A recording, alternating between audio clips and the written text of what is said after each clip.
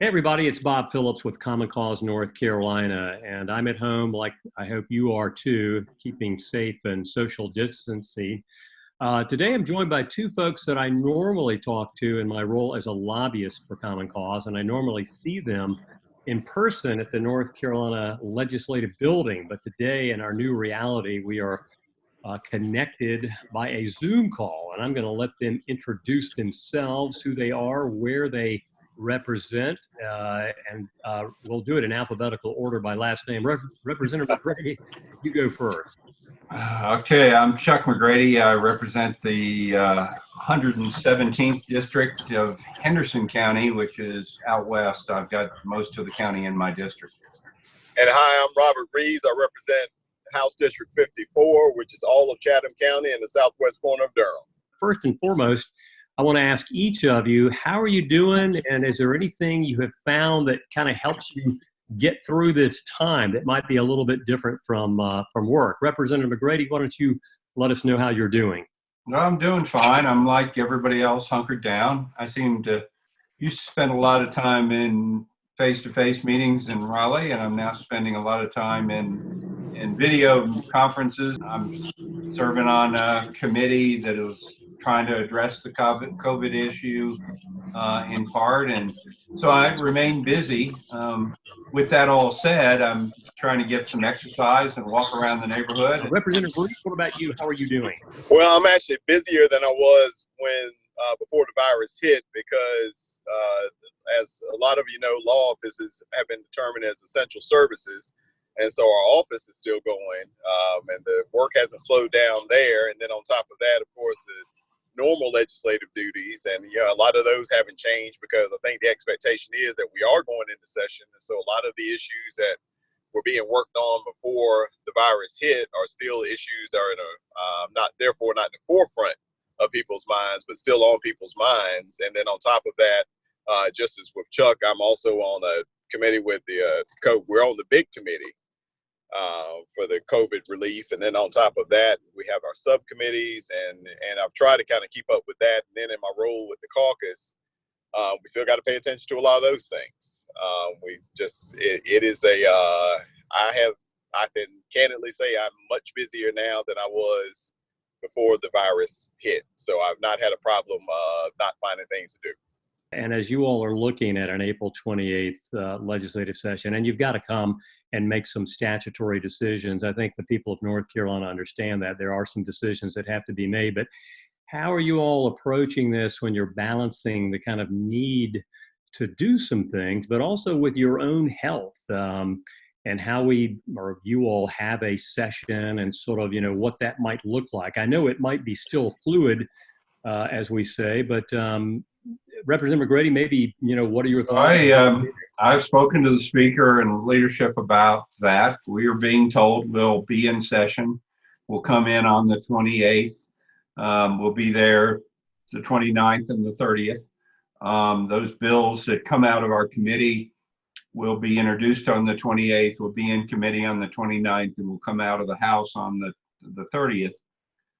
Members will be told that, if they feel for whatever reason they're in a population that is particularly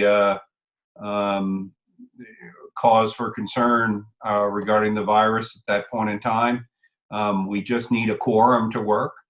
One of the positives so far, and I think Robert shares this, is we've been working together in a bipartisan fashion. There are committees co-chaired by Republicans and Democrats, and I've heard nothing but positive about sort of people working together. So I'm hoping that whatever comes before us and is introduced is broadly bipartisan. That's not to say everybody will agree with it, but broadly bipartisan. I also think we're likely to see some change in process, meaning that rather than our normal 15 seconds after the call to vote, you got to hit your button. You'll be voting in waves, perhaps, keeping legislators from all being in the room at the same time, separating them out, so that when votes need to occur, we're not all sitting there modeling exactly what we're not supposed to do. We're going to be told, I believe, we'll be in session for 2 weeks initially. And that is just to clear some of these changes in the law that need to be made. Now, the big issue is finance. And the problem, though, is that we really don't know what our revenues are going to be going forward. We've moved back all the collection of various taxes and fees and whatnot into the next fiscal year. So if you'd asked me this 2 months ago, I would have given you a totally different answer. But at this point in time, my expectation is that we will probably adjourn to a date certain, meaning sometime in mid to late June or early July, at a point in time where we understand where the finances are and we understand what the federal package is and what state monies need to be used to fill in holes or to trigger the federal reimbursements. So I'm expecting a short session at the end of April or early May, and then I'm expecting to be back during the summer. Representative Reives, I know that as Representative McGrady mentions, it's the changes in the laws first that have to be made, then it will become the budget. But I know another area, and you both have certainly worked in on this, is potentially adjustments that might have to be made in election law, which of course it's kind of unknown. What will November look like? And will people be comfortable voting, and will we be able to do it? Any thoughts about that right now? Because I know both of you care very much about, what we always talk about, the health of our democracy, and just trying to figure out what might make sense, even though we don't know what's ahead. Yeah, and that's something that's been a real concern of a lot of people that I talk to.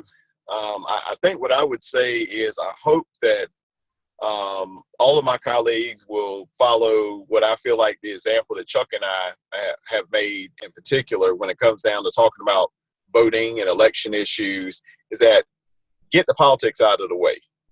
Get your instinctual positions, put them away, and think about what's going to work the best to give us the best turnout with the safest turnout for everybody. And that's been the only concern I've heard when I've heard this discussed, is you can already kind of hear people taking positions, based on positions that they're hearing nationally.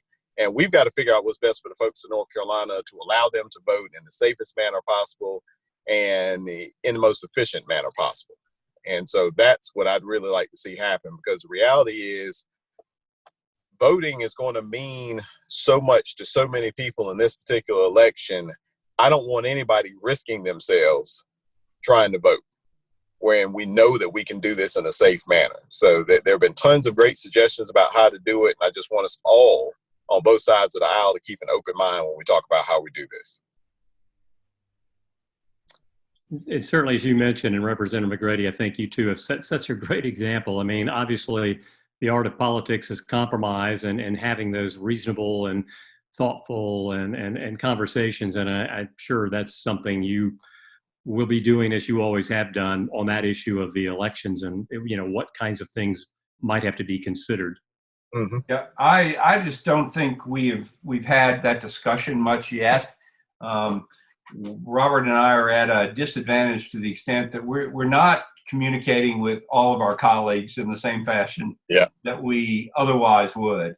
And so for me, I had an expectation, for example, that we would be having hearings on our redistricting bills that Robert and I have nonpartisan redistricting bills would be taken up in April. And of course, that's not going to happen.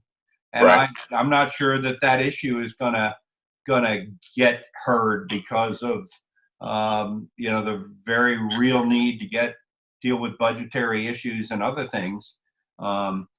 I share, Robert and I have become close friends through this legislative process.